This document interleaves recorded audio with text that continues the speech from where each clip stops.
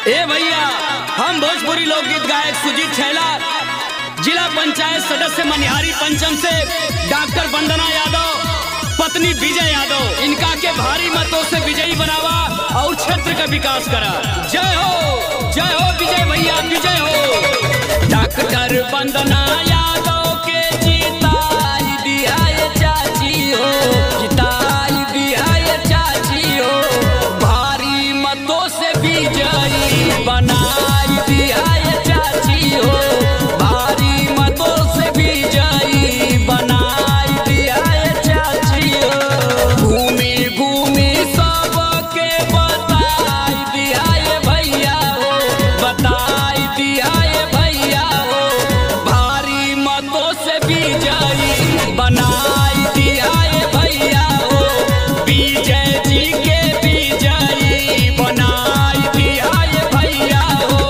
विजय यादव जिंदाबाद जिंदाबाद जिंदाबाद, विजय यादव जिंदाबाद जिंदाबाद जिंदाबाद, वंदना यादव जिंदाबाद जिंदाबाद जिंदाबाद, विजय यादव जिंदाबाद जिंदाबाद जिंदाबाद, वंदना यादव जिंदाबाद जिंदाबाद जिंदाबाद। देके मतदानवा जिताई दिया ये भैया, जिताई दिया ये भैया, जिला पंचायत भैया के बनाई दिया ये भैया, डॉक्टर वंदना यादव के जिताई दिया ये भैया।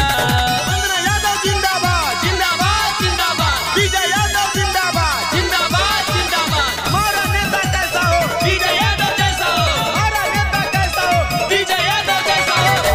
करी हम मतदान ई ध्यान दिया ये दादाजी, ध्यान दिया ये दादाजी, हाथ जोड़ी पैया पड़ी सम्मान दिया ये दादाजी, डॉक्टर विजय यादव के जिताई दिया ये दादाजी।